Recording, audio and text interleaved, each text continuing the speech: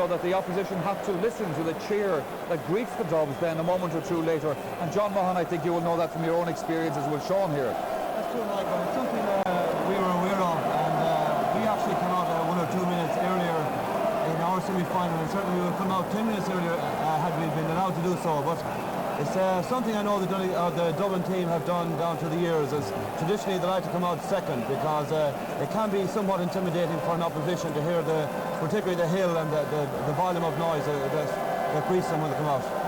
Well, there was an incredible volume of noise as we can hear on the Nally stand coming from Hill 16, who's just here to our right at the moment.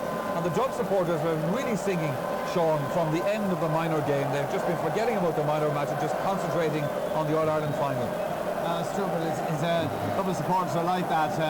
You know, they feel it's their right, they feel the All-Ireland should be theirs, they feel they're number one, and it's seldom you ever come across a Dublin man that has an inferiority complex, you know. You know this Dublin team, I suppose, as well as you know the Meath team. If Donegal are to win this match, where are they going to have to win it? What are they going to have to do to Dublin to stop them from playing their game? Well, a lot of people have said that Dublin relying on their half-back line. Well, the thing is about this particular Dublin team is that they've known a lot of heartache and they've known a lot of heartbreak. And one thing that they have shown is they have a tremendous sort of spirit and fighting spirit and so on. Now, the one thing, Dublin half-forward line have not been playing well, with the exception of Charlie Redmond. And for... Here they come, Sean, just to briefly interrupt you. Now, Dublin are coming out actually on time, and looks, Sean, of fierce determination on those faces there. Yeah, incredible determination. They're not going to be easily beaten. Not going to be easily beaten at all. And for Donegal to beat Dublin today, they've got to, you know, contest everything, never lose concentration, not for a moment. Leinster champions and favourites today name an unchanged 15 from that which started against Clare. Dave Foran, substituted then and subsequently suspended, is back alongside Paul Clark in the Dublin midfield. Foran, who played in the 1979 All-Ireland final, one of 5 players with previous senior final experience, the others being John O'Leary, fullback Jerry Hargan, the captain Tommy Carr, and the wing forward and free taker, of course, Charlie Redmond. Indeed, free taking may well be one of the key skills in today's showdown, a real test of nerve and resolve on such a high pressure occasion. Dublin needing a much tighter display from their fullbacks, dominance you feel from the halves, and at least an even pull at midfield to set up the chances for their forwards. So Dublin then continuing their preparations in splendid sunshine. Meanwhile, the Donegal team, who got that terrific welcoming ovation from their fans, and with Martin Shoblin's withdrawal through injury, Donegal now show 2 changes from the team that started against Mayo. John Joe Doherty is introduced into the backs, while Manus Boyle takes up duty at number 15. Positional switches show James McHugh listed at right half forward, alongside his brother Martin, with Joyce McMullen completing the half forward line. McMullen happy to be recalled to the side following his substitution against Mayo, while Manus Boyle from Killybegs is positioned at left corner forward. He wants to overhit. Well, the kingdom may not be represented here in the form of their footballers on All-Ireland final day, but the referee hails from the kingdom of Kerry.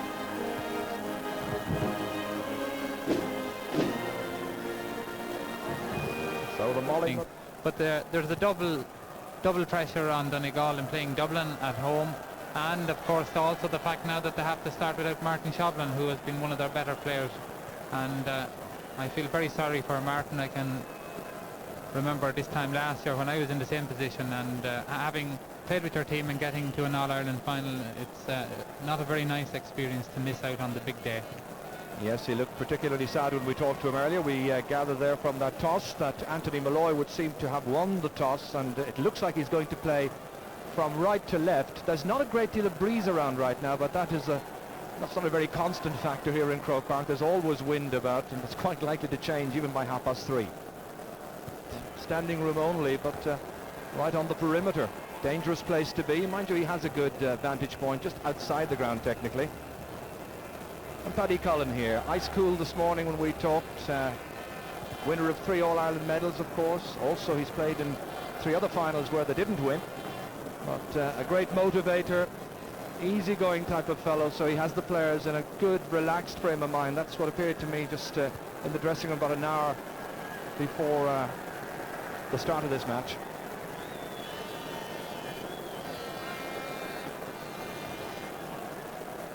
Everybody in good humour if you have a county team going well, and Dublin probably wouldn't just have that the same tight-knit feeling that there would be in Donegal.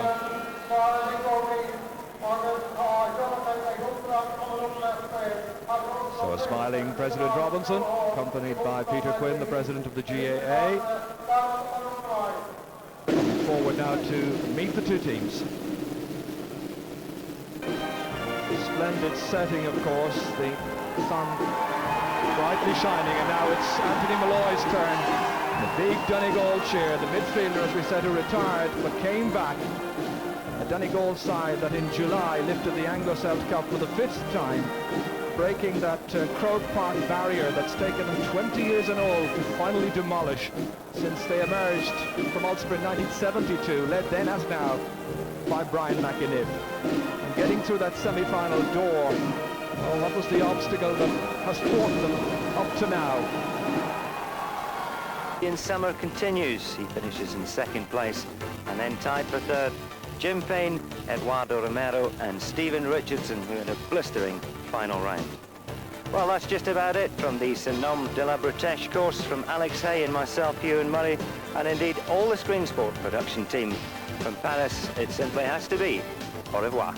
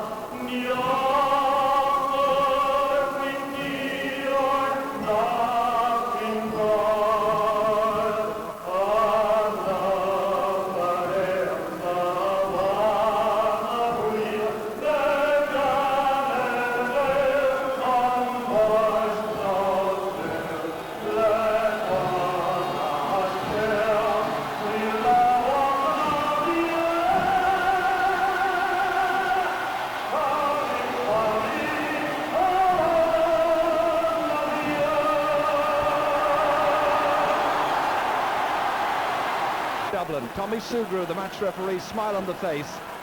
Donegal from right to left in the first half. And that switch we predicted has been made, John Jodar. So off we go then. And straight away it's Anthony Malloy, the Donegal team captain, kicking it into space. Tony Boyle having to come for it, wrestled to the ground smartly by Jerry Hargan. But smartly is all very well. It was a deliberate foul. So a free to Donegal. And a chance straight away for Martin McHugh just to test the free kicking skills. There were frees missed in the early stages of the semi-final that you felt they'd kick over in their sleep almost. So here's the first attempt, dropping to the right. So first miss of the day. You were making the observation around about 1 o'clock, Colin, that there's a nice covering of grass down there, and it should suit people like Martin McHugh and Charlie Redmond. Yes, Martin McHugh should have scored that, but it was interesting that Keith Barr seemed to stand just about the minimum distance from the ball and was joined by David Forden. Dublin obviously wanting to put him under pressure by keeping the men close to the free taker as possible. Both sides looking for the early advantages, and that was Keith Barr taken out of it by Manus Boyle. As he was about to kick that ball, a dangerous foul by Manus Boyle. Quick kick out too by John O'Leary, finding Keith Barr completely on his own on this side of the field, and it just took a touch from Manus Boyle to upend him. It's directed towards Jack Sheedy, comes back down into the centre to Paul Clark. There's loose outside him. Sheedy once again involved in the movement. Heary. Now Clark. giving it a lot of height. It will drop about 13 metres down. Vinnie Murphy fetching a huge one from the air and wrestled down there by Anthony Malloy, so it's going to be a scoring chance here for Charlie Redmond to come across and take. But what a superb catch that was. An absolutely massive kick in there from Paul Clark, and I think Anthony Malloy is very hard done by there. He was pushed out of the way by Vinnie Murphy's momentum, and quite an easy free for Dublin, and this should get them started. Charlie Redmond electing to take it when it would be more suitable for a left-footed free taker. I'm surprised Desi Farrell is not taking this one. Charlie always takes 7 steps back, 3 steps to the left, and then he'll move again. 4 into a circular movement, and after all those steps he taps it over the bar. And there's the first score after 2.5 minutes.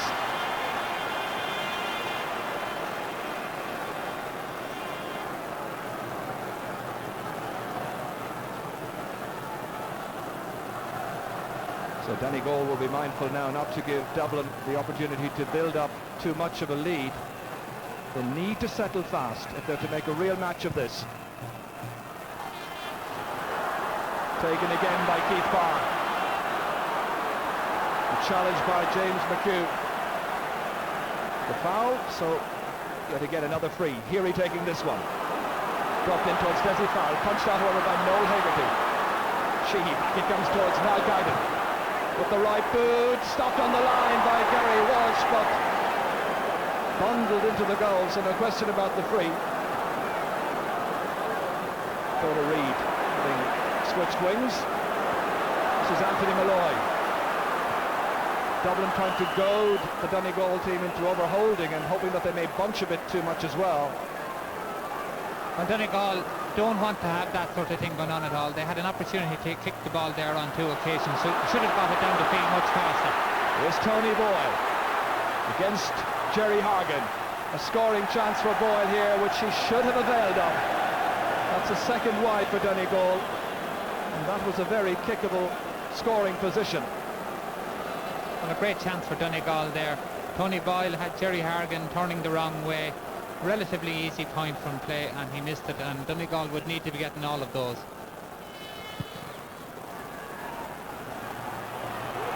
Dave Foran for this much maligned Dublin midfield towards McGalden. Barry McGowan in there challenge, but he's left it behind to Niall Guyden. Players calling for just inside, but Guyden put the head down. Now he's picked it up and inside towards Galvin. Simple, effective, and he's put it over the bar. Well, a bit of an object lesson there from Dublin for Donegal, doing the simple things well. Guyden seemed to be in a cul-de-sac, but released it nicely. Great point from for Dublin there. Niall Guyden again maybe guilty of switching the ball from one hand to the other before he punched it.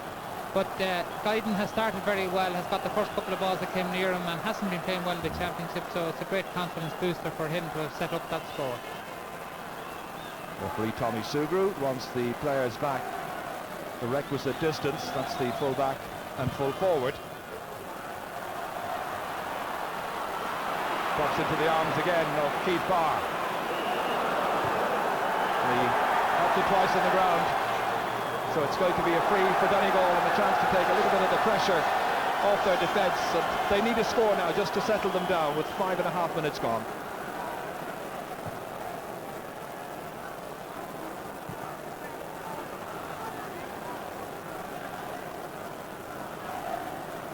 That's a vital duel in there.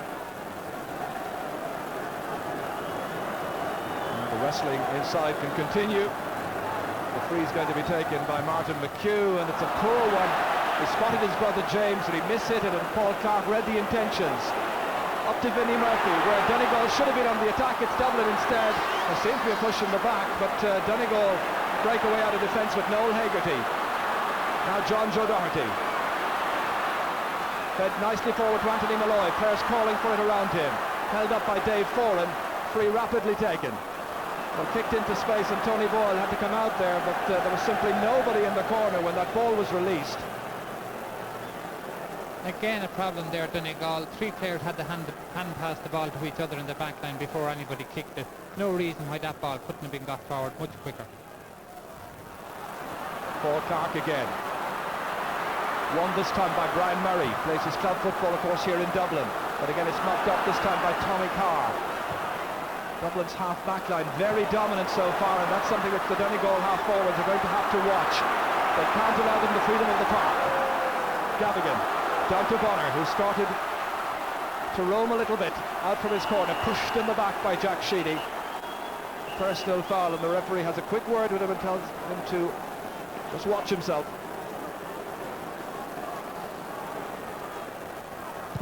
Bonner aimed inside. There's McMullen in there challenging, comes down here, and it's hit off the post from James McHugh. Martin McHugh fires it over the bar. It was the very least that attack deserved. Martin McHugh then opens Donegal's scoring account. It's taken 7.5 minutes, but they might very well have had themselves a goal. Again, a long ball in which does the damage, breaks down, and James McHugh with a great chance. Very hard luck with that ball that hit the bar, but at least they get something out of it with Martin McHugh tapping it over. But that will give Donegal confidence, because it shows that once ball comes in high, the Dublin backline are not that great in the air. Tony Boyle has just fouled Eamon Heary on his way out, so it's going to be free to Dublin. Heary the injured party, and Keith Barr as usual to wallop it back into the opposition half of the field as they challenge for it. Scrambles loose, won by Desi Farrell, and it's gone outside, but the referee says at the push it, it's a penalty. The referee awards a penalty after 8 minutes of the first half for some pushing on Farrell as he was trying to hit that one in. He hit it wide, but he was pushed in the process. Again, high ball in here, causing problems for the Donegal defence. 3 or 4 players had a chance of getting it clear before it breaks down to Desi Farrell, and now it's a harmless enough penalty, I think. I have to say, looking at that again, there didn't seem to be any push. That looked a very harsh decision. Charlie Redmond kicking, and he's put it wide. He's put it wide, and I can only think that perhaps it's poetic justice. Paddy won't agree, but I think that was a fairly innocuous challenge, and I doubt very much if the penalty should have been granted. Let's have a look at it again, Colm. Well, the Donegal backs anyway should have cleared the ball. When it comes, Charlie tries to side cut it. Charlie takes them all like that, 2 or 3 steps back, and then tries to put them into the right corner. And bad blow for Dublin. You need to take all those. Shades of a penalty kick against you-know-who, Colm. Yes, Charlie missed one in the Leinster final in 88, I think it was, when he could have levelled the game. It's in towards Nick Galvin. Galvin challenged for it by Barry McGowan. And the ball touched on the ground, so it's going to be a free to Donegal. 2 points to 1. Donegal are having difficulty even at this stage getting by the Dublin half-backs. Donald Reid outside towards Brian Murray. Flung forward towards Tony Boyle. He can be a very influential factor if they give him the right kind of ball. But Dublin grouping well in defence in spite of that foul on Tommy Carr. It's Dave Ford, something of a miss kick. Sheedy gathering towards Vinnie Murphy. It's looking good for Vinnie Murphy against Matt Gallagher. Ominous for Donegal in these early minutes of this match, and that's gone over the bar. There can't have been too much in it. It seems to be swinging away wide, something of a debatable one, but the point counts. Again, the long ball to Vinnie Murphy has worked all year, it's beginning to work in this game, and he kicks a great point off his right foot. Even though Donegal would know what Dublin are going to do a lot of the time, if you have a player like Vinnie Murphy in there and he's able to win possession, there's not a whole lot anybody can do about it. Fisted on by Anthony Malloy. It reaches Manus Boyle. Still struggling to make an impact. And John O'Leary, thankful to just see that one go harmlessly out over the end line. Donegal's third wide.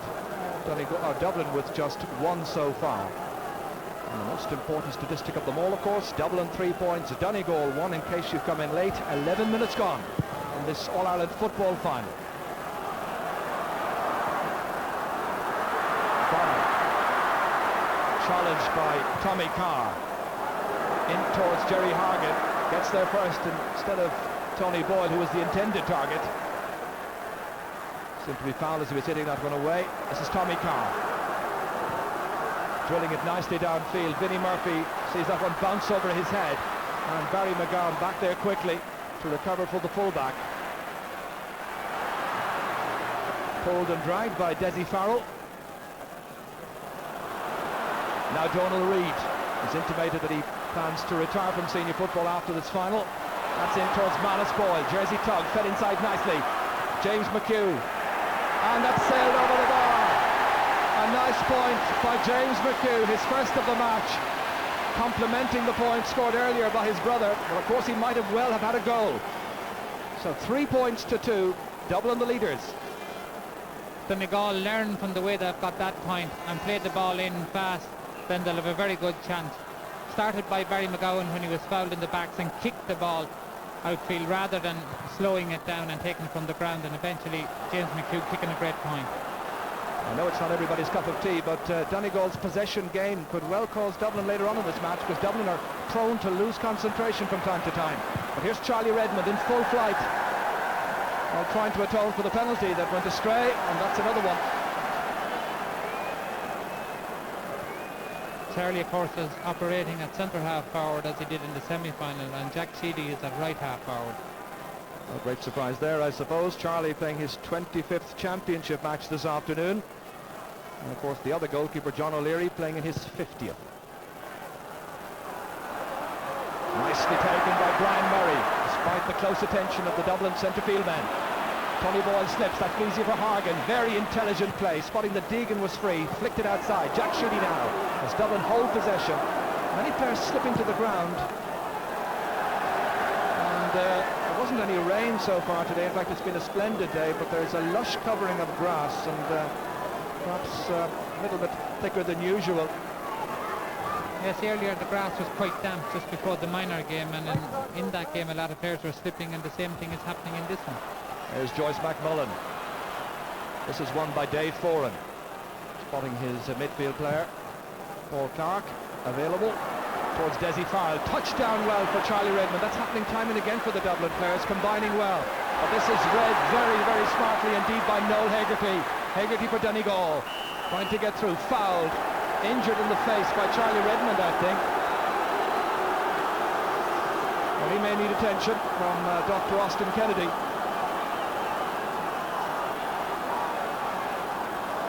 Noel Hegarty does very well to cut out the intended pass from Charlie Redmond to Desi Farrell, and Charlie comes in with a heavy tackle on him and the ball breaks loose, but I don't think Noel Hegarty is too badly injured. I would think that he'd be up fairly quick. I would like to see players getting up and getting on with the game.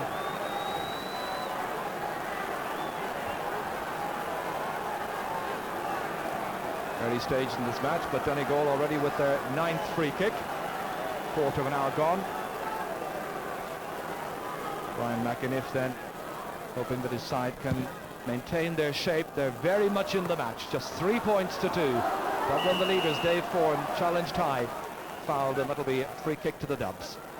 Jack Sheedy meanwhile still burrowing his way through and having a great old match. Jack Sheedy and Brian Murray, 2 guards of course here in Dublin, but in the heat of the battle they perhaps didn't hear the whistle. Meanwhile, back at the ranch, it's going to be a free kick. And Keith Barr, the one who'll take it. One of the great characters of this Dublin side, a great favourite of the fans on Hill 16. Donegal trying to counteract Keith Barr's freeze into Vinnie Murphy by dropping Anthony Malloy back in front of him. It hasn't worked this time either. He's won 3 balls now in succession. But they group well, the Donegal backs. But still, Sheedy's available to take the pass. And it's simplicity itself, but so effective. So the lead is stretched. Again, even though Donegal knew what Dublin were going to be trying, it didn't work. Anthony Malloy wasn't able to stop Vinnie Murphy catching the ball in behind him. Foul there by Vinnie Murphy, trying to hand pass the ball out, and it should have been a free out, because you can't punch the ball while you're holding it in the same hand, and the referee overlooked it. A great point by Jack Sheedy when it came back to him. Geary, that's Niall Guyden belting it through. Now Matt Gallagher struggling a little bit to find his best form. Martin Gavigan on to the other Martin McHugh. Martin McHugh taking the free kick quickly as he was pushed in the back. John Joe Doherty part of the attack this time. Brian Murray screwing it somewhat. Well, he really miscued it. Seemed to slice across the ball with his left boot.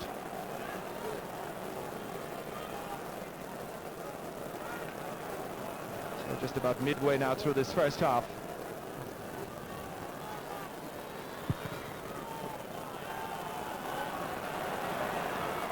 Good fetch in midfield. Murray was hit really hard by Healy that time, but the attack continues. And it's James McHugh trying to go by. Dave Foran fouling him, and a free to Donegal.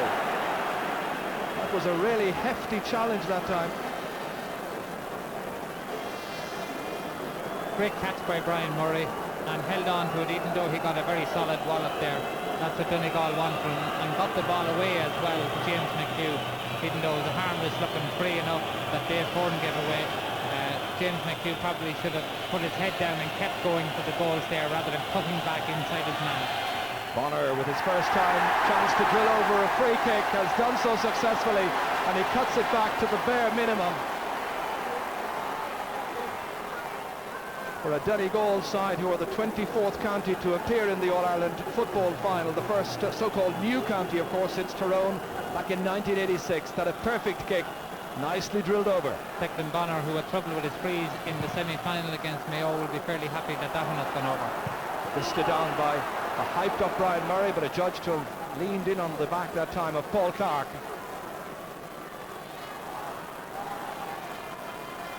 Keith Barr has been very busy watching now, however, as Clark is going to kick this one from the hands.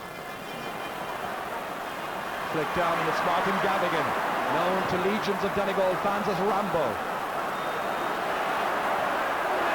Bounce judged brilliantly by Bonner. In towards Anthony Malloy, fisted forward superbly to Tony Boyle, unmarked momentarily, now going by Hagen. There's a chance here to Manus Boyle. Oh, and somehow he's put it up and over the bar, with the goal absolutely yawning in front of him. He's levelled the match, but that it should have been a second Donegal goal, no question about it. Again, brilliant play by Donegal to get the ball in, and Jerry Hargan had lost Tony Boyle completely. Could have had a shot himself and give it to Manus Boyle, and clips the top of the crossbar and over. Donegal could have 2 goals at this stage, but at least they have got 2 points from the chances that they had goals on. Well, Dublin, as we said earlier, inclined to lose concentration from time to time, and that was one instance. This is Jack Sheedy against Martin McHugh. Good work to come back, makes the kick difficult for Jack Sheedy, who watches, and the umpire gives the positive salute, but it's gone over the bar. 2 points for Jack Sheedy, and Dublin respond instantly. A lot of high quality football in this game so far, and very good work here by Jack Sheedy. Is able to hold off Martin McHugh and kicks an absolutely brilliant point from that angle. But again, the point made by Keith Barr moving up on the right hand side of the field. Well, with Donegal having come right back into the match, the game certainly has opened up quite considerably, and we should be in for some very entertaining fare yet. Let's hope so. Brian Murray still shaking the head ruefully, but the decision went against him.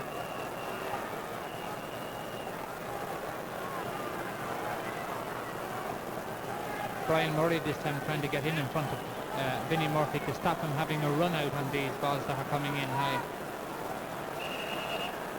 It's quite funny actually, while all this is happening, Vinnie Murphy is in between the sandwich. The sandwich of Murray and Pat Gallagher. Here they are, and it's Pat Gallagher who got there first that time, and the decision goes Donegal's way. As Vinnie Murphy is a judge to have climbed up in front of Brian Murray, I think.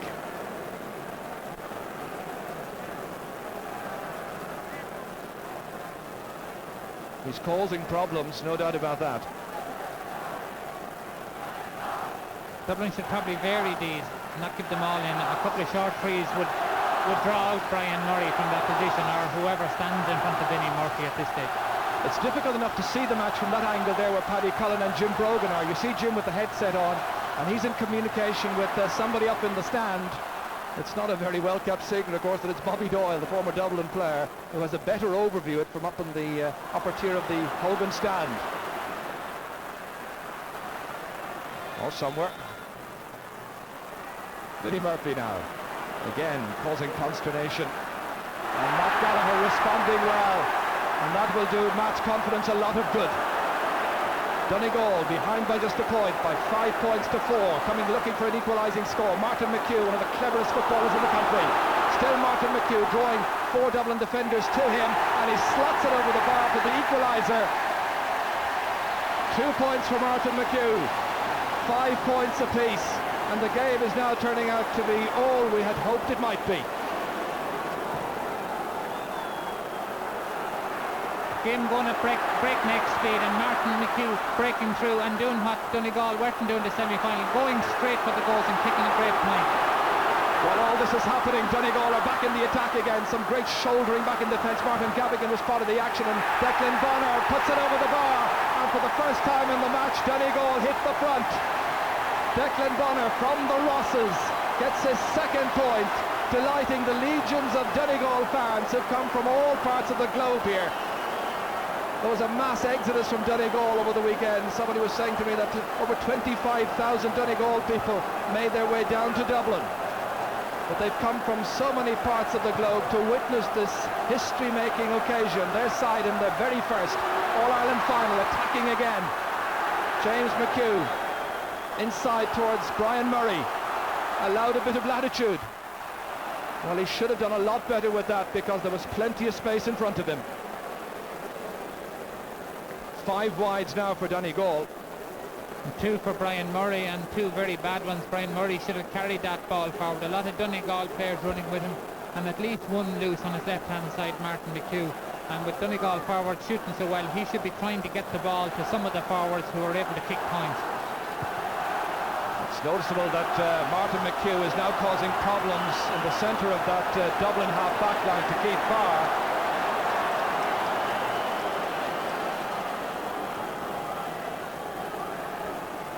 Donegal will have the free.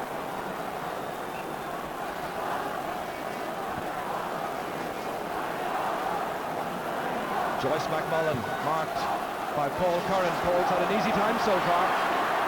This is Manus Foyle trying to struggle free, pull down, and it's a free in. A chance for Manus Foyle himself perhaps to take this free. Contrast in styles there too with the frees. Dublin pumping them in high into square. Martin McHugh will probably take all the ones around midfield and is looking for players to come out short. That time left a lot of space in the left corner for Tony Boyle to run onto that one. So a test of nerve here now, and Paul Curran is standing about 13 metres back, and it's kicked beautifully over the bar by Manus Boyle. 2 points for Manus Boyle, 2 points for Martin McHugh, 2 points for Declan Bonner, and 1 for James McHugh, making it 7 points to 5. Things going very nicely for the rank outsiders.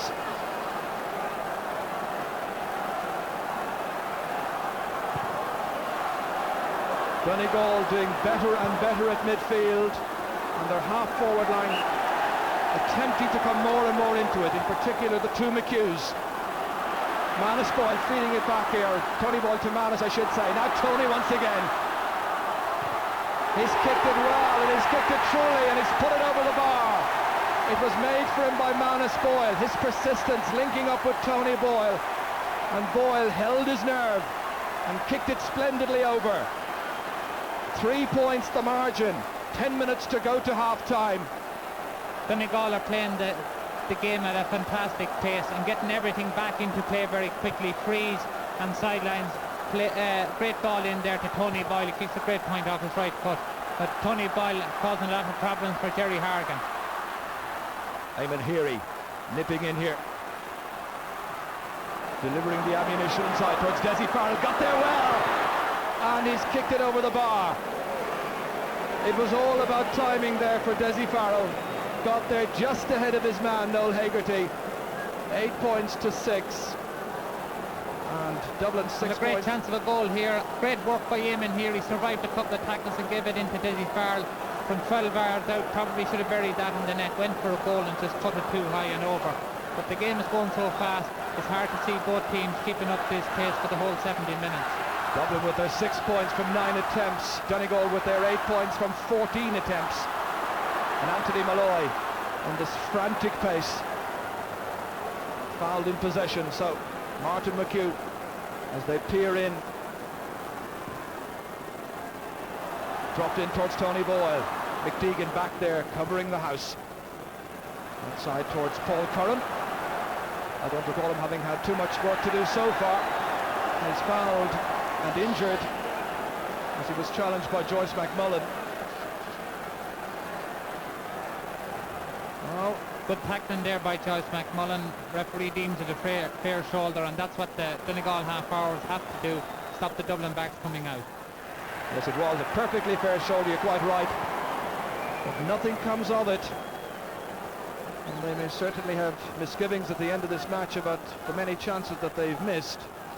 So far, 6 wides against just 2 for Dublin.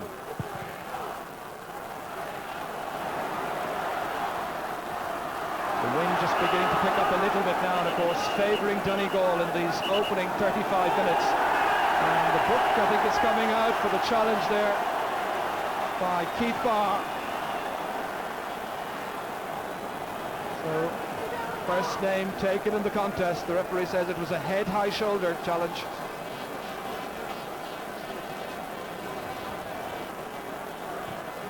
A lot of John O'Leary's kick-outs are screwing off his foot over to this side, on the Hogan stand side of the field. John O'Leary now coming to gather from that kick by Manus Boyle. Right in the middle of the field, nobody there to challenge Anthony Malloy. A chance to drill it back in again. Martin McHugh, very much the catalyst, making things happen for Donegal in attack. The catalyst has kicked their 7th wide.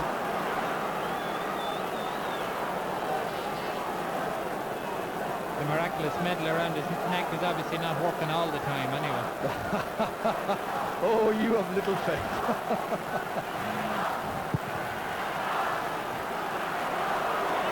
Well, it may happen yet. Here's McHugh once again.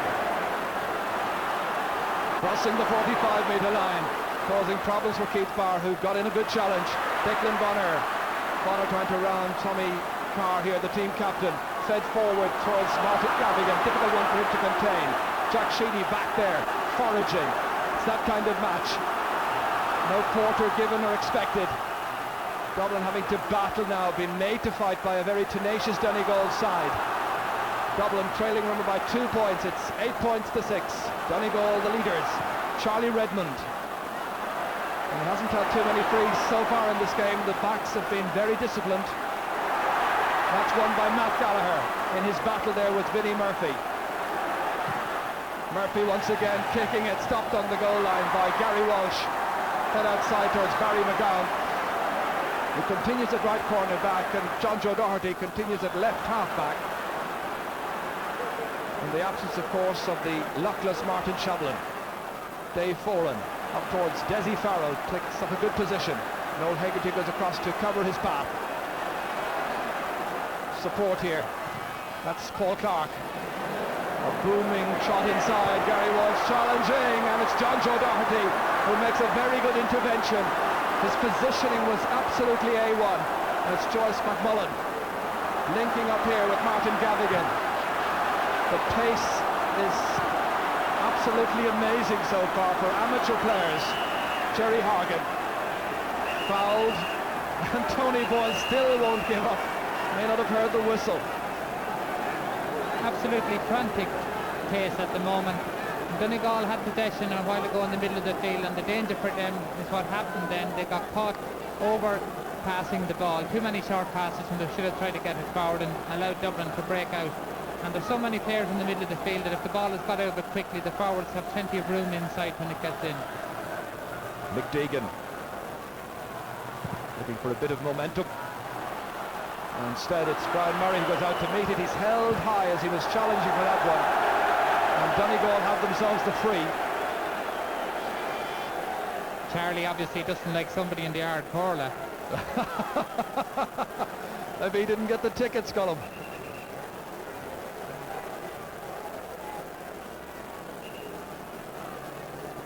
Well, the referees had a busy time as well, keeping up with the play here because it's been such a hot pace. 3.5 minutes now to go to half-time. Donegal's 19th free. In towards Manus Boyle, fetched well. turning nicely on his right-hand side and effortlessly put over the bar. Manus Boyle from Killybegs kicks his third point, 9 points to 6. There were those who scoffed at Donegal's chances, believing that they'd be spending most of the time chasing Dublin, but it's been anything but that. But Donegal are playing great football at the moment, and Manus Boyle beating Mick Deegan in the air and kicking a great point.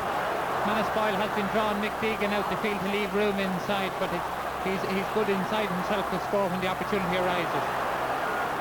Dublin trying to cut the gap once again. Paul Curran. Curran has already lost one All-Ireland final this year. That was the club final, of course, back on St. Patrick's Day. And he doesn't want that kind of a double. Joyce McMullen, the player we're looking at there.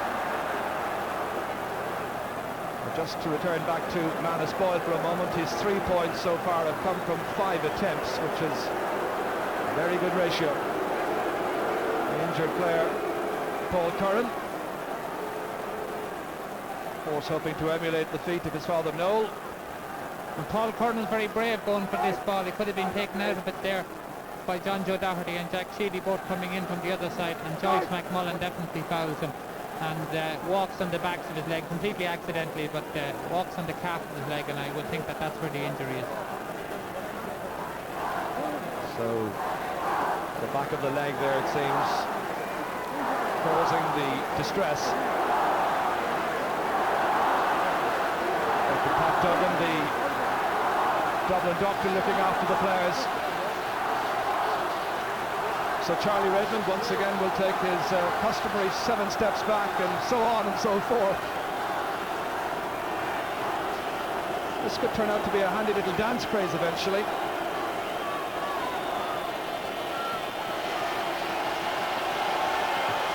Same result. So 2 frees taken by Charlie, 2 points of course, but he did miss that penalty.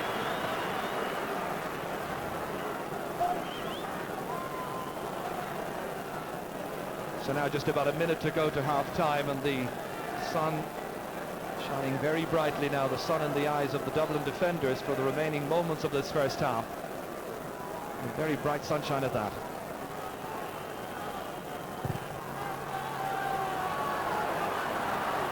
Over the head of Dave Thoran, picked up here by James McHugh. Nicely inside to Martin McHugh. They dovetail very nicely indeed, wanting to make an impact in this Donegal's first final, and what an impact they're making. Martin, the scorer from Kilcar, making it 10 points to 7.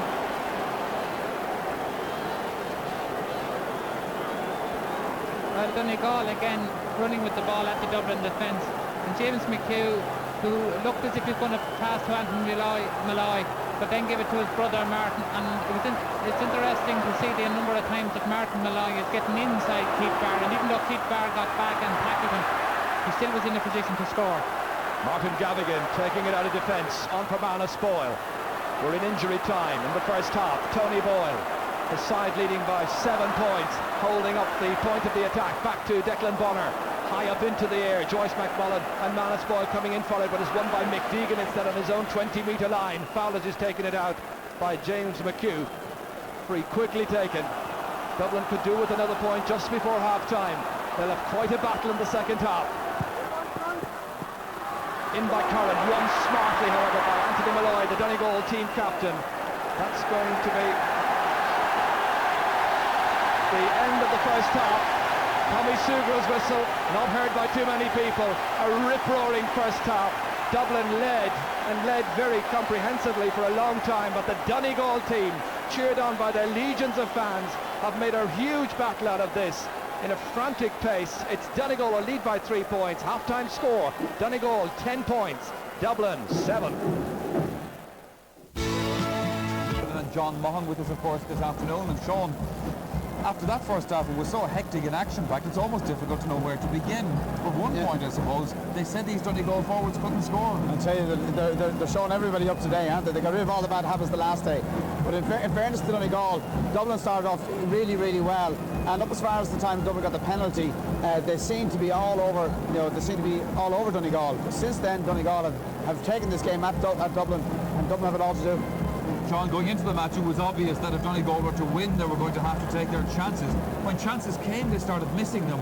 Goal opportunities came for them, and we really thought that things were going to go against them. In fact, Michael, it's interesting to note that 5 of the Donegal forwards have scored from play, and certainly they're not in the least bit intimidated by the reputation of the Dublin defence, and they have varied their game, playing it short and playing it long to Tony Boyle, and I certainly would rate them very strongly at this stage. They seem to be in control, and they haven't been the slightest intimidated by the whole occasion.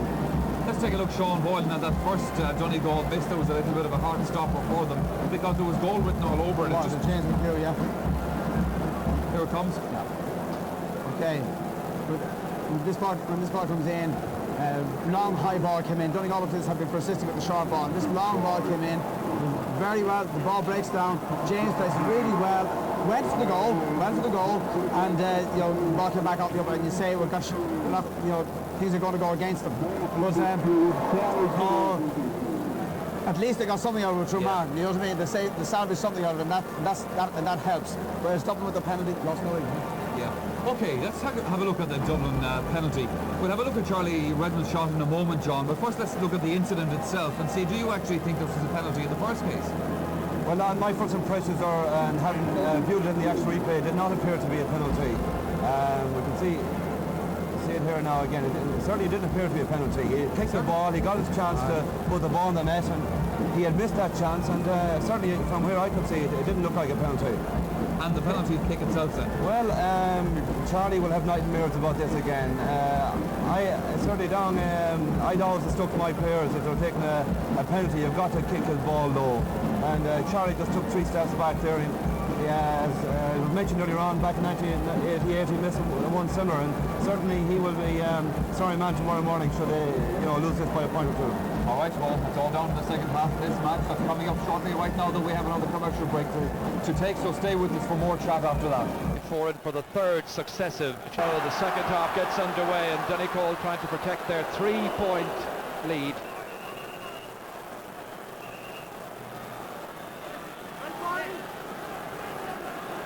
Paul Clark will take this first free kick, or rather Keith Barr is being assigned the task.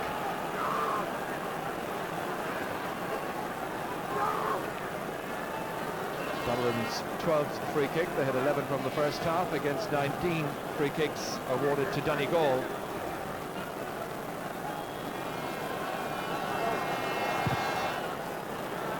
A huge kick out by Keith Barr, dropped well in there, fingertip by Vinnie Murphy, and that has gone by. I think for the first kick out of the second half, some of the Donegal players and some of the Dublin forwards probably expecting a 45. The confirmation of the score at the start of this second half, 10 points to 7.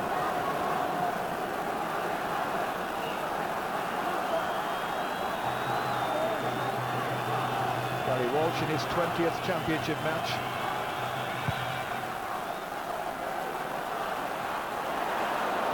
Niall Guyden in towards Vinnie Murphy. A chase in there with Matt Gallagher. Needing to be disciplined. Nicely across the face of the goal, outside for the corner forward, and Mick Galvin obliges. 2 points for Mick Galvin, and the margin back to a mere 2 points.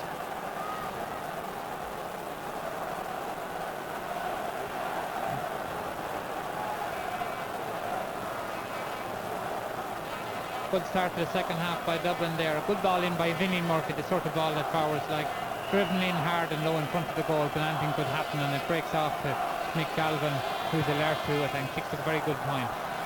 Dublin in the second half needing a much bigger performance by several of their established stars.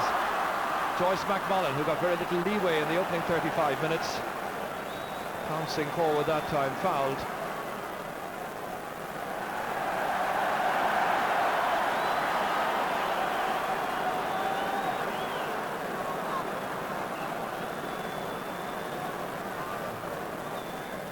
Manus Boyle who comes out to take this one. Tagging on another score. So they go point for point at the start of the second half. The Donegal fans at the canal end saluting that score by Manus Boyle. So 3 points the difference once more. An easy point for Donegal, the sort that you need to get to win All-Ireland. A handy free, and the sort of frees that were missing in the semi-final. Manus Boyle is getting them all today. Well, much expected from this fellow here, Paul Beelan. He made an impact when he came on in the last couple of matches, and many people expected, of course, that he might be in from the outset this afternoon. Barr dropping it in once again, in towards Vinnie Murphy, challenged by two players, but he wins it. Can't get his kick in cleanly, however, well blocked down. Gary Walsh. And Walsh will make his way back into the goal line. Free's been awarded to Donegal.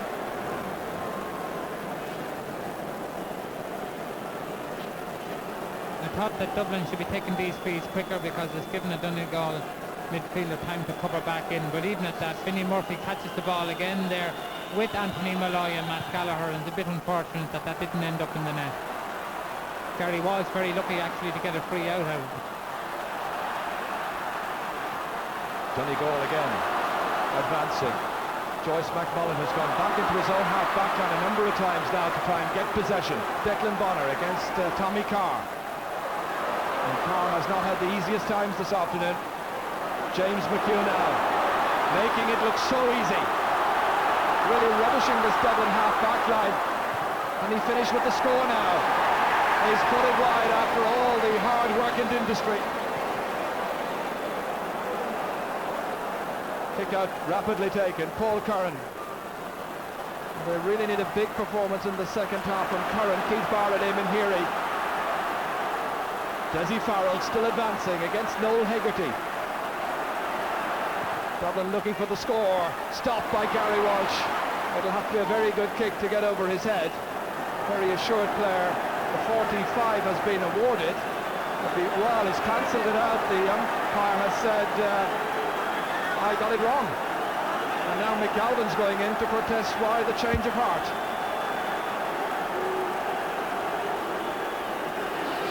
It did look as if the umpire had made a mistake by signalling the 45 originally, because Gary Walsh's hand pass out had been blocked down and gone out wide. So I think the second decision by the umpire there was correct in giving a wide.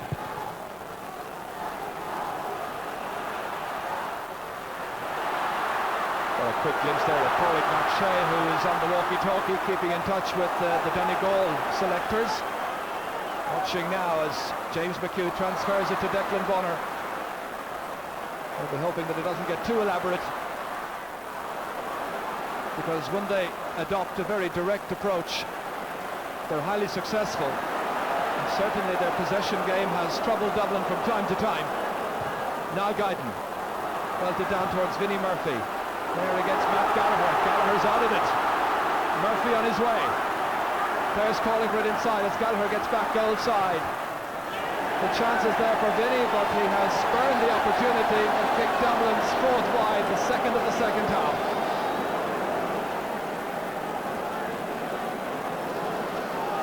Well, that last 30 seconds showed Donegal at their worst, with a great chance of an attack, and messed it up by short passing and overplaying the ball and allowing Dublin to attack. Vinnie Murphy should have scored a fine. Charlie Redmond not very impressed by the fact that he didn't give it out to him. Charlie was in a very good position and loose.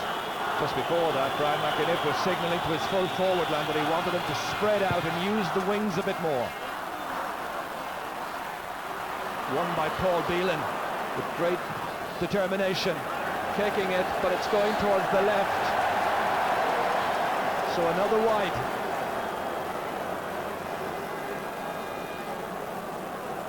It always looks a bit frustrating when a midfielder wins the ball a good 60 yards out and thunders one in like that himself when there are so many forwards waiting for a good ball inside. There he was, just after completing his first season with Burren. New County Down champions, of course. Joyce McMullen. On towards Brian Murray. Space in front of him. Paul Clark getting back. Fed outside towards Manus Boyle. Slipped momentarily. Recovers. Fouled by Paul Clark. Well, so many people watching this All-Ireland final in so many parts of the globe, and we've been asked to mention the concerned volunteers working in Somalia as well. When you see this tape, we hope you enjoy it. Donegal doing very well on breaks around the middle of the field, and every time they get it, they're able to release a player very quickly.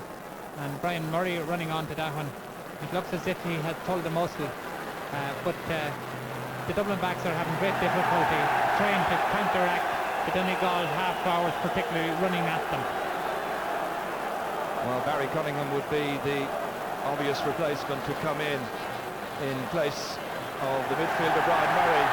The jeering you hear in the background is because one of the Dublin players, I think, moved the ball for the position. Paul Curran, I think, tried to move the kick back a little bit, but the referee had heard the jeers from the Donegal fans and alerted to that. He repositions it.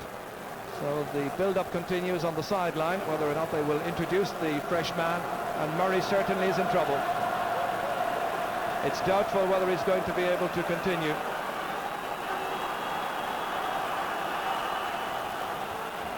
Well, he's, I think, limping out of this match. So Barry Cunningham will be coming in. Came in the semi-final to great effect, and Brian McInniff brings another substitute. First this afternoon, but of course he had to bring in John Joe Doherty before the start of the match at all.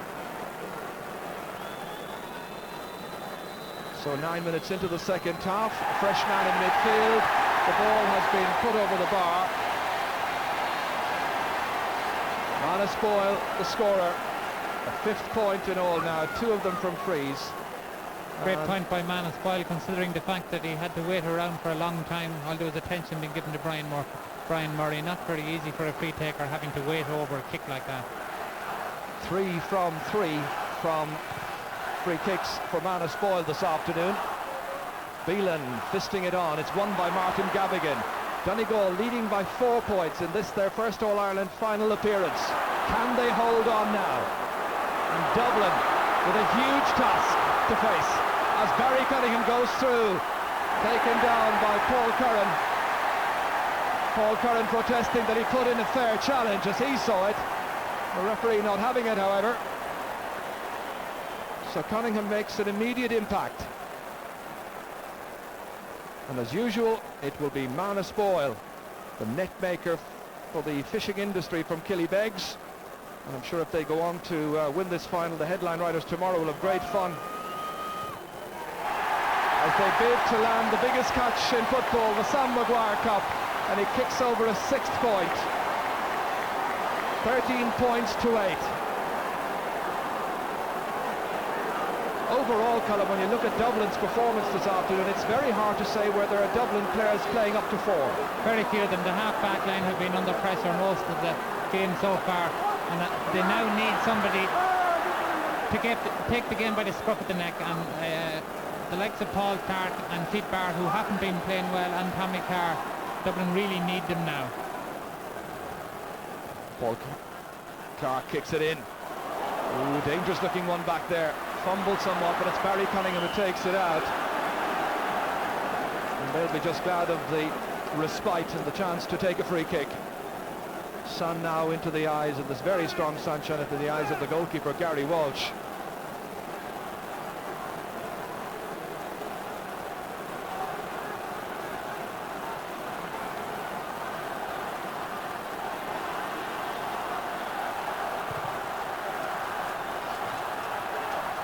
Joyce McMullen beaten by Paul Clark. Peary now. Keith Barr blocked down by Martin McHugh. Gavigan trying to put in the challenge on Paul Curran. Curran made a lot of ground. It's well held back there by Noel Hegarty. There's some great performances from the Donegal backs this afternoon. They weathered the early storm, and in particular the threat of Vincent Murphy, or Vinnie Murphy. And Matt Gallagher has gradually come to terms with that challenge. That's Tommy Carr out there fisting it, but struggling to contain it. Referee right on the spot.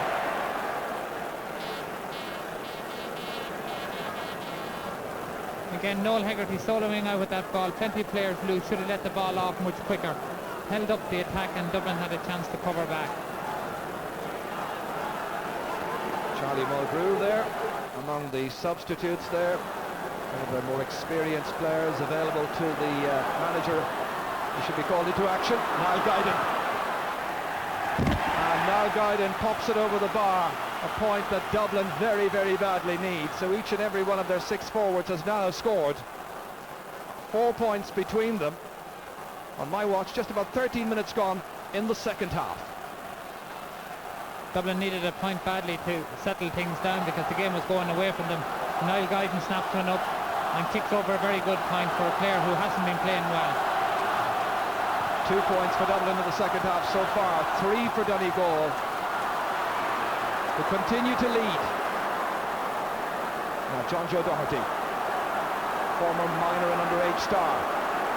And this is 10th championship match. Fed forward for Declan Bonner to get onto.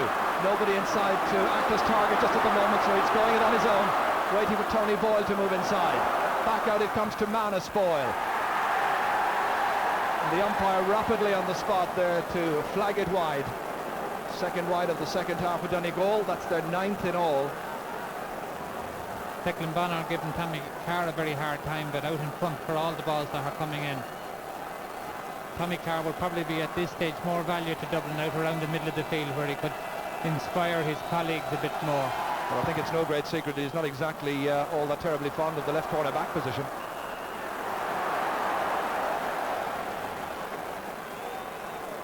High challenge again, which is penalised. Martin Gavigan in no particular hurry. Anthony Malloy just a little bit shaken from that challenge. It'll take more than a knock like that to get him off the field, because he wants to hang on in there right up to about 5 o'clock when he's hoping to be the first Donegal man to lift the Sam Maguire Cup. Tony Boyle, now challenged and fouled by Jerry Hargan.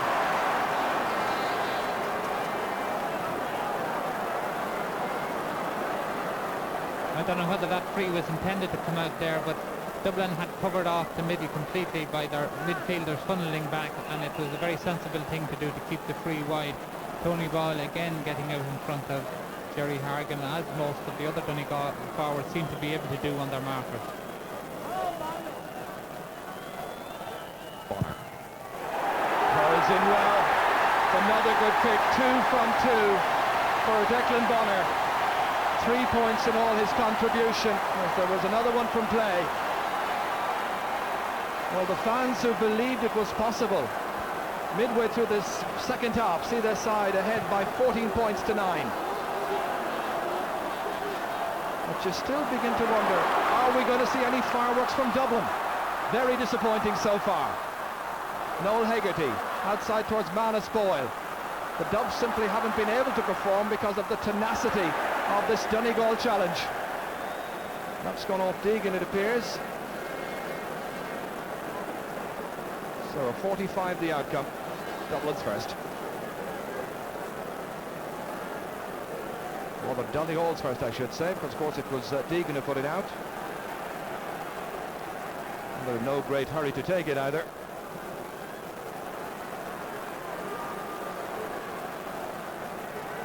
Very steamy afternoon here.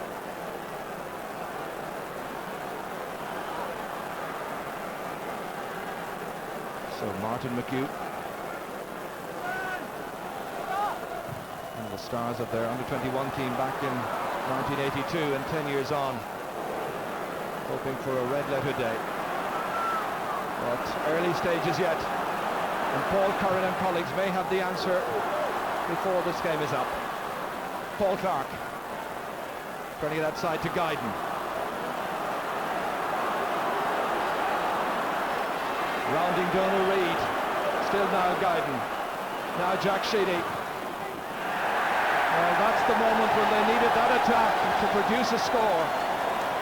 After Guyden had done the spade work and set up Jack Sheedy, but he is prone to miss those kind of chances, and Paddy does not look a terribly pleased man. Pat O'Neill and Jim Brogan. Reminds us we could do it a drink up here as well, I think. Dublin really need a goal to get their team moving. They're not playing well, and there's very few Dublin players outplaying their men. That's Beelan pumping it back in the general direction of Charlie Redmond, who would appear to have gone into the corner there. Marshalled all the time. Great play in defence by John Joe Doherty. On for Noel Hegarty. One back here by Deegan, taking it back from Jack Sheedy. Intricate play by Dublin. A measured build-up with Deegan now coming out of his defensive position, needing to be more creative, half blocked down and mopped up here by Martin Gavigan. Martin, who gets married next Saturday, and hoping that this will be the best week of his life. And Brian McAniff urging them on. Nearly 18 and a half minutes gone in the second half. At the start of the season, it would probably have appeared as an impossible dream for Martin McHugh and his team, but there's a lot of time still to go. And we saw in the minor match, Colm, that anything is possible right down to the final whistle. Absolutely, but Dublin are having trouble getting points, and they needed Vinnie Murphy to stick one in the net now. Well, here is the aforementioned Vinnie, blocked down by Matt Gallagher. That's great defensive covering, but recovered well here. Vinnie setting one up for Charlie Redmond. Dublin needing the score. Again, great blocking down back there. And the defender in the end, Barry McGowan, taking a tumble. Charlie incensed. But there was great covering back that time. Great grouping by the Donegal backline.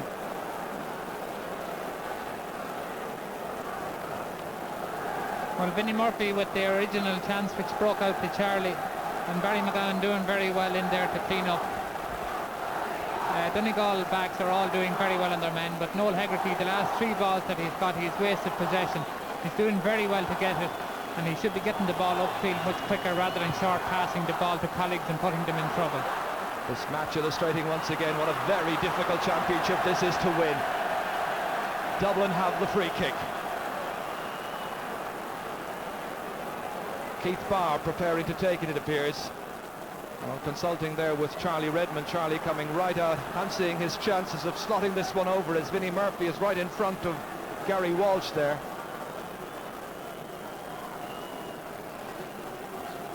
It's a big distance out, this one, fully 50 metres. 2 points in the match so far for Charlie Redmond. An important kick. And the more you think about it, that missed penalty in the first half. Oh, what a turning point that may well have turned out to be.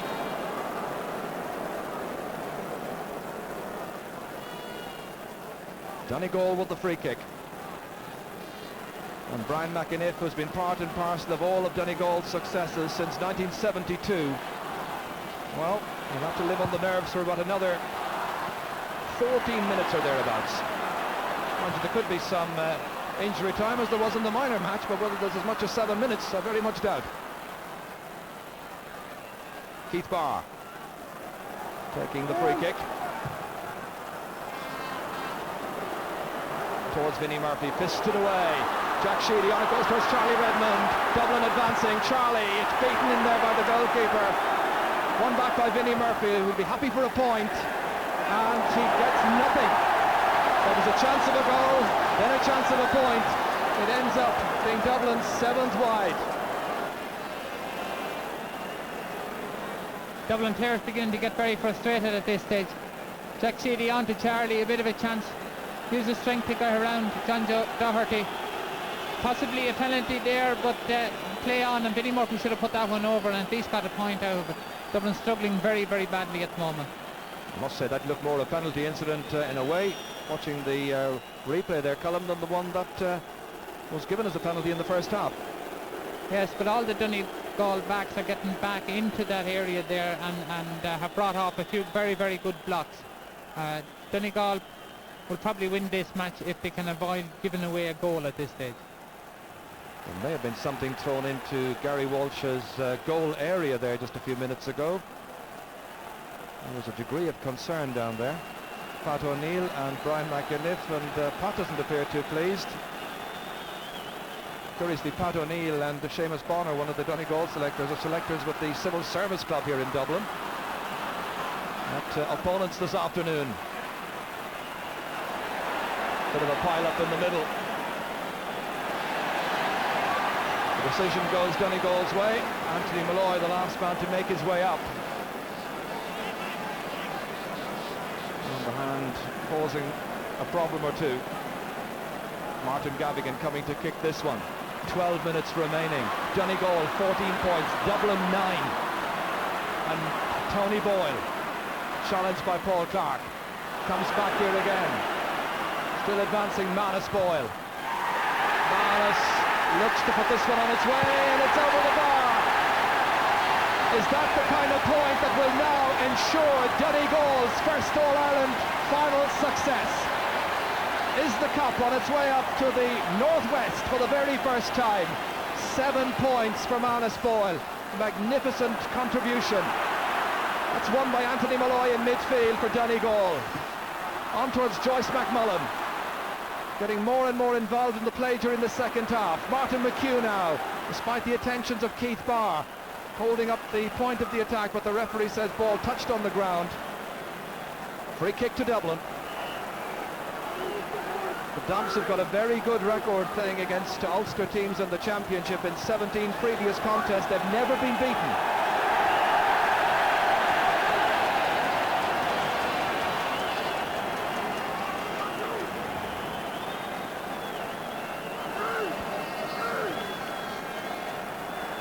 So it's going to be a sideline ball, and Donegal in no great hurry to take this one.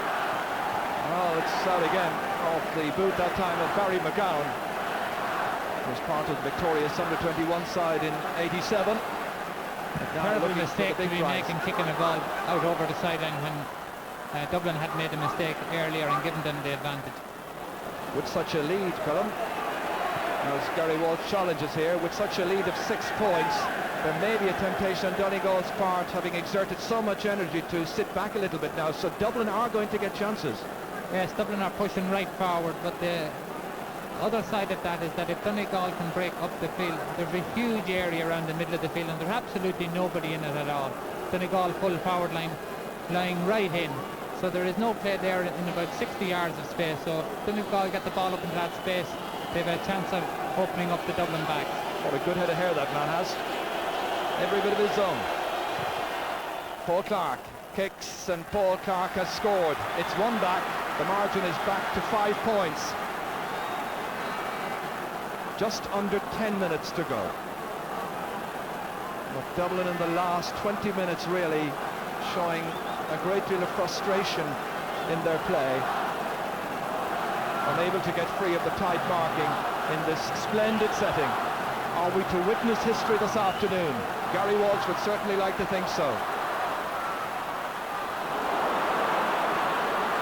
Now Jack Sheedy.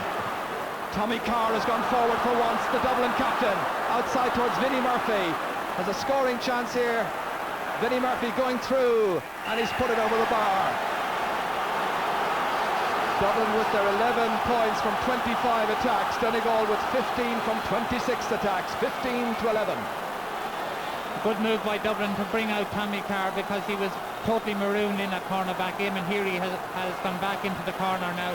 Vinnie Murphy may be guilty of picking him off the ground, but bursting through. And Dublin could still save this game with points, but they really need a goal to put a bit of buzz back into them. Paddy Cullen looking at the watch. The time ticks on. Just over 8 minutes to go. Barry Cunningham, or rather it's Noel Hegarty. Oh, nicely here for Anthony Malloy. Challenged all the time there by Paul Beelan. Just a hint of a foul as he was putting in his last challenge. It's won by Dublin, however. Paul Clark. Trying to open up the play across here with young Niall Guyden. Guyden against Donal Reid. Oh, into space neatly for Heary to come on to. Usually scores a point. And that's his regular point in the championship for the afternoon. It comes at an appropriate time, but Donegal will now be living on their nerves for the remaining minutes. There's only a goal between the teams. A great response from Dublin from a time when they looked in serious trouble. 3 points in a row. Eamon Heary moving up from his left corner position to get a very good point. Anthony Malloy getting caught in possession once again for Donegal, which led to that score.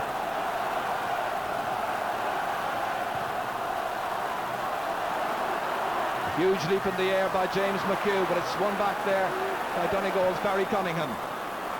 Fed nicely forward. Tony Boyle going through. We haven't had a goal in the match so far. Was there a foul there by Mick Deegan? The referee says yes. Free in.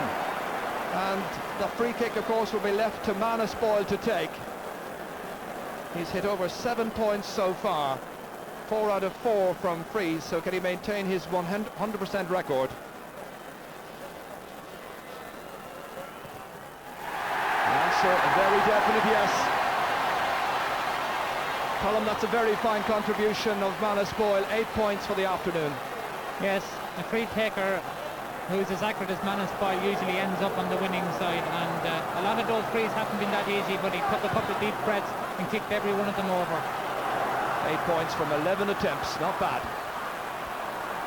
Paul Curran slipping by the challenge of James McHugh, carrying the ball forward with great authority. Nice penetrating run, half blocked by McHugh, got a valuable touch on that, and look where Martin McHugh is, right on the end line towards Barry Cunningham, with Charlie Redmond kicked away in there by Martin Gavigan. Dublin having to reel backwards and Donegal having to apply the pressure, keep the ball in the other half of the field if at all possible. That has to be their intention. 5.5 minutes to go of this tense All-Ireland final now. Again, it's Martin McHugh back there. He got the last touch. That's going to be a 45. But Martin now back directing operations, augmenting his defence. What we have, we hold, would seem to be the message. A correction, the referee has ruled otherwise, and it's going to be a free out for Donegal. Well, that will take a little bit of pressure off their beleaguered defence. But the cheers you hear all around right now are from Donegal. The Dubs followers fairly silent. Clark. Driven in well towards Vinnie Murphy again. Dropped down towards Mick Galvin in the corner. And the referee noting that it's going to be a free in. Barry Cunningham getting caught at that kick out there for Dublin. Didn't follow Paul Clark back in quickly enough. And at this stage, every Donegal player should be making sure at least that the Dublin man they're supposed to be on isn't getting in behind them. Charlie taps it over. So inside the last 5 minutes, and a goal once again separating the teams. Donegal, meanwhile, warming up Sylvester Maguire across on the far side, and we also note that Tommy Ryan is being prepared. Tommy, of course, who was omitted from the final team, was a little unfortunate. He'd played superb football during the Ulster Championship. Gary Walsh kicking it out. One back there by Barry Cunningham. Left-footed forward towards Manus Boyle. Can they kill it off here with a goal? They're satisfied with a point. Well, he's happy to just put that further bit of distance between the sides. Great ball in from Barry Cunningham to Manus Boyle in behind, and even though he could see John O'Leary, he does the right thing. There's no point in taking a shot and maybe missing the goal and giving Dublin a break downfield. Very clever play by Manus Boyle. Line ball taken in quickly into Paul Clark. And again, the great combined work of the Donegal team denying Dublin. That was Joyce McMullen, a little annoyed with the way the pass went astray and gave possession right back to Dublin. Tommy Carr. Fed inside towards Jack Sheedy. Donegal back there en masse, fisted out, won there, big cheer from the Donegal following, but lost. And it's Vinnie Murphy going in, and somehow the goalkeeper conspires to deny him. But look at the number of Donegal players back there in front of their goal area as Vinnie Murphy was trying to cut through. Great work by Gary Walsh. Gary Walsh saving his backs there. That ball was in Donegal possession and should have been cleared. Vinnie Murphy did very well to dispossess, but that ball should have been really going out the field. Dublin, I'm sure, will see the people coming in around, the stewards coming in around the pitch at this stage and be beginning to get worried. It's a bit like witnessing the Undertakers coming in. It's Paul Clark kicking. And he's put it high and over the bar. Again, a wise decision by Paul Clark to take the point. It leaves only one score in it again. On my watch, 2 minutes to go. 17 points for Donegal, 14 for Dublin. Dublin looking for their 22nd championship win. Donegal looking for their very first. Gary Walsh. An important kick out, this one. Possession of vital at midfield. It's won by Barry Cunningham. Knocked off his stride, however, by Paul Curran, but they keep the tempo of the game going and hold up the point of the attack with Martin McHugh going forward, raiding there against Keith Barr. Nicely back in again. Across towards Declan Bonner, standing his ground, miscuing somewhat, however, and John O'Leary able to make the catch, but he was pushed out over the end line. The umpire is signalling a 45. And I think John O'Leary feeling that, yes indeed, the referee has ruled it out and said there was a foul, not a 45. A good decision, I think. Good decision by the referee, and Declan Bonner had the chance to make sure that the Sam was going to Donegal at that one. Should have put that one over the bar. Joyce McMullen. Is this to be it for Donegal? It would be a victory that would give a great deal of heart to so many counties around the country. Bonner has put it over. 4 points for Declan Bonner.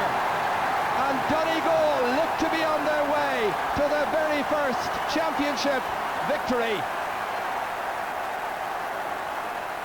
Sam Maguire looks to be booked for Donegal for the next 12 months. Deegan and Dublin needing a goal urgently now. Phelan dropping it down towards Vinnie Murphy. Murphy feeding it inside towards Niall Guyden. Guyden dancing around the challenge of Donald Reid, tripped however, and it's going to be a free kick on the 20-metre line, taken quickly inside to Jack Sheedy. Sheedy still advancing, they need the goal, they get nothing. He's kicked it wide. Dublin with 8 wides in all, 6 of them in the second half. 9 wides for Donegal, but only 2 in the second half. We're in injury time. 4 points the margin. Donegal poised.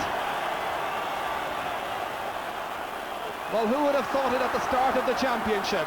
Yes, you'd fancy them to do well in Ulster, but to go the whole way. Well, there were people who said only the traditional winning counties, the Kerrys, the Meads, the Corks and so on, were likely to win, and Dublin as well. Martin McHugh there, anxious for the full-time whistle, and it's over! And Donegal has won the All-Ireland final! They win by 4 points. A tremendous contribution by Manus Boyle with 9. Declan Bonner with 4. The man directing operations, Martin McHugh, got 3. The team captain, Anthony Malloy, gave a stirring performance in midfield. Their backs were quite superb. And it's a win that will thrill Gaelic fans, I'm sure, throughout the country. No disrespect to Dublin, but this will do a lot for Gaelic football. It will do a lot for the so-called weaker counties in a year where Clare emerged from Munster. Donegal came from Ulster, but the difference is they went the whole way. They believed they could do it, and Anthony Malloy, the team captain, inspired by Brian McInniff. What a day for Brian, for Michael Lafferty, for Seamus Bonner, for Noel McCall, the county chairman, who was a selector as well, and a side superbly trained by Anthony Harkin. They were fit, they were determined, and Colm, no doubt about it, they deserve their win. Oh yes, Donegal are much the better team, and it's a great day for Donegal.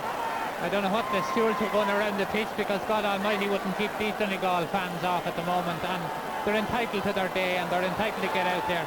It must be great for them, having been in the wilderness for so long, to get to their first All-Ireland and win it so convincingly, because they probably were an even better team than the scoreline suggested.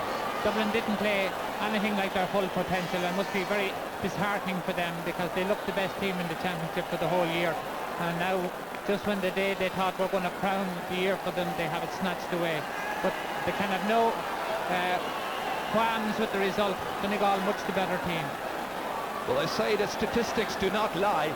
And one of the curious ones is that each of the teams had 30 scoring attempts. But while Dublin only got 14 points, Donegal got 18. And Peter Quinn, a fellow Ulsterman of course, and Taoiseach Albert Reynolds there, congratulating the All-Ireland winning captain, Mr. Nick Robinson, husband of President Robinson of course, offering his congratulations as well. Donal Reid, who said this would be his last day. What a way to bow out if he is indeed to retire from the game. Although I'm sure Brian McInniff and others will have things to say to him maybe afterwards and during the winter, and hope that he comes back again next year. But Anthony Malloy, who retired, who came back, and Gary Walsh, who missed last week's Down County final because of his involvement in this All-Ireland final, well, the wait has been worthwhile. A thrilling win. Anthony Harkin in there as well. And here's the presentation ceremony. Ulster na Hearn, August O'Hariha, O'Connolly, Either Australia Sawalya, or Anthony Malloy. History is made. Anthony Malloy. Lots of some of those people involved in today's final, and one or two of them clearly wondering about their future in the game. Well, the cup is with Donegal. We're here in the Grand Hotel in Malahide. And as you can hear, the celebrations are in full swing. And John McClelland from the Grand Hotel is just confirming and officially welcoming Sam here to the function. And another round of applause, ladies and gentlemen, I think, for the Sam Maguire is called for.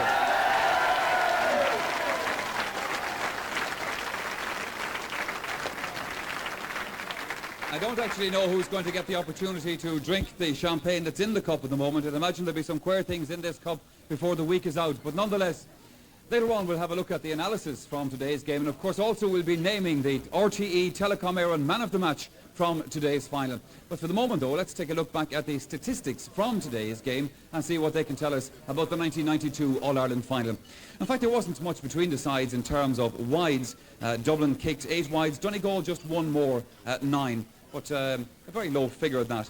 High figure of frees, mind you, for what was a fairly free-flowing game, 57 frees in all, and as you can see, Dublin conceding the greater number, which I think is its own comment on the degree of Donegal attack and how often Donegal were taking the ball into Dublin's defence today. Scoring attempts, and 45s, by the way, before we move off that one, 2 to Dublin, 1 to Donegal. In terms of scoring attempts, they were very evenly matched, 30 scoring attempts each, but from those, Dublin converted 14, Donegal, I should say, converted 18.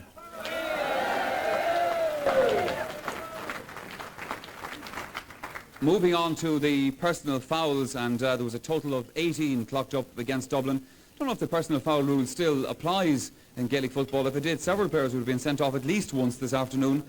But moving over to the Donegal side and looking at their record, Donegal, I think you will see from these statistics, turned out the fairer team as well this afternoon with a total of 12 personal fouls.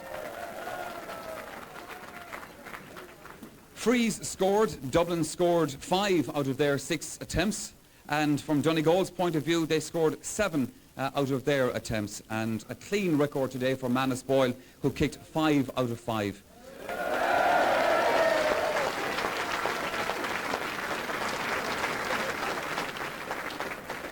A little statistic there that clearly met with the approval of the Donegal people here at the Grand Hotel tonight. OK, let's move on to the analysis. We heard Colin O'Rourke's thoughts during the course of the game, but as always, he gave a more reflective view to Ger Canning later on, and we recorded that for you a little bit earlier on today. Yes, indeed, heroes, you may well say. We're just finishing up the grub here, and it's absolutely spectacular. Exactly what you'd expect. Anthony, terrific occasion. Yeah, it's a great occasion, there's no doubt about that.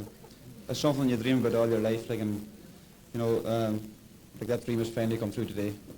What will it do for all the little counties? Not that Donegal is a little county by any manner of means, but all the counties who would never have dreamed, perhaps, of winning a title like this. Well, I think it'll definitely open the doors, like, for other teams like ourselves, and I think Down done that last year for us. They showed the way, and, you know, we're a long time looking at, you know, the Dublins and the Meaths and the Kerrys and that, and I think Down showed us last year that it can be done, and we went out this year and we've done it as well. The celebrations will be absolutely magnificent. I know you have another game of football coming up during the week. Yeah, there's no doubt about the celebrations. We're looking forward to them. We've got a game on Wednesday night with against the rest of Ireland, and it's for a goal, and hopefully I'd like to see a big attendance there because it's for a very, very good charity, you know. That speech you gave at the end, that was straight from the heart, I think. Yeah, that is right. Actually, on Thursday, Bart Whelan came up to me and he had a few lines made out for me, and of course, like, I went away and forgot them, but things worked out okay for me. Today was an extra special day because they're the McHugh brothers. They're bringing home 2 All-Ireland medals, and James, certainly it's a great day for all of you. Oh, well, I mean, it's a great honour for anybody to just play in an All-Ireland final. We're really looking forward to the All-Ireland final coming up too, you know. But this is unbelievable, like, to win it. It hasn't really sunk in. I suppose it'll be tomorrow morning when we get up that it'll really sink in. Colin O'Rourke will make that announcement in just a moment as he'll tell that to Ger Canning. Thank you very much indeed. Well, of course, the big moment now arrives. And how difficult a task was it for you today? Well, I suppose being here in the Donegal camp, everyone will know it's not a Dublin player anyway. But but I think the Dublin players most caused all sorts of problems, and I suppose all the half forwards, because they kept the Dublin half back line back, and the 3 inside forwards, Declan Bonner, Tony Boyle and Manus Boyle, also played exceptionally well, and you know, it made for a Donegal win with style as well as everything else. Okay. As well with the Telecom watch, and we'll be presenting that very shortly. So now the big moment. Who is it to be? Well, it was a very difficult decision. In the end, I turned it over in my mind, and it came down between the 2 boys, because I thought that they had exceptional performances, the 2 of them. But you have to get scores to win All-Ireland finals, and a man that scores 9 points, Manus Boyle.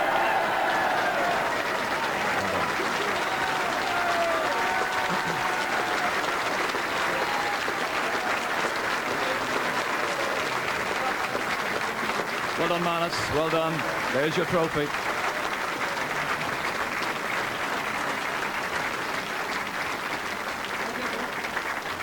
And we have a little watch as well here from Andrew Conlon to bring in. So there you go. Telecom Éireann Man of the Match award. A terrific day for you.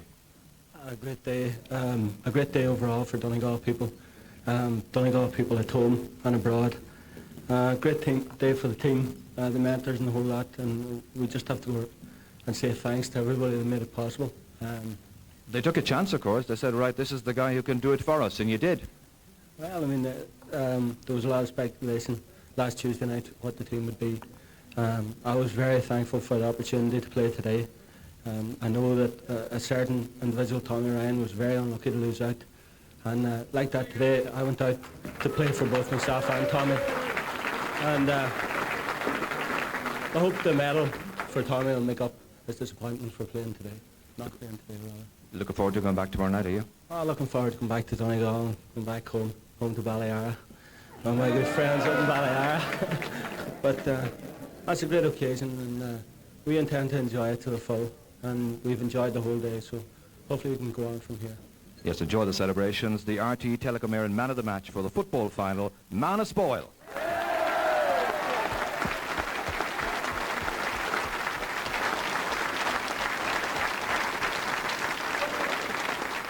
Well, in saying congratulations to Manus Boyle, we must also say goodnight from the Sunday game, not just for tonight, but of course from this year's championship. Before we do that, we'd like to say thank you to a few people. We'd like to say thank you to Donegal and to Dublin for all the cooperation that they gave to RTE in the build-up to this year's final. We'd like to thank all of the counties in this year's football and hurling championship for the entertainment that they provided for us on the Sunday game, and to all of their fans all over the country throughout the summer. So we also say congratulations to the Miners of Meath, but of course here in the Grand Hotel in Malahide, to the senior footballers of Donegal, All-Ireland champions from 1992. On that note, goodbye. Thank you very much.